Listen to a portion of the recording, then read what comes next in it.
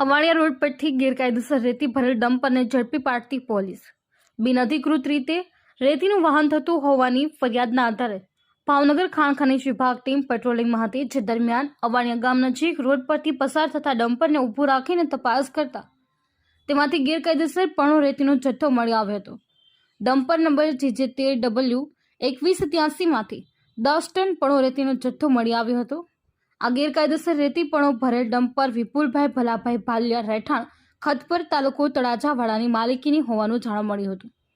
Dumper દ્વારા ગેરકાયદેસર રીતે રોયલ્ટી પાસ વગરના પણો રેતીની ખનીજ ચોરી કરવામાં આવતી હોવાથી રેતી પણો કિંમત ₹12,180 અને ડમ્પર કિંમત ₹7 લાખ મળી કુલ કિંમત ₹7,12,180નો મુદ્દામાલ ખાણ ખનીજ વિભાગ દ્વારા જપ્ત કરી ઘોઘા પોલીસ સ્ટેશન ખાતે સોંપી આપેલ હતું।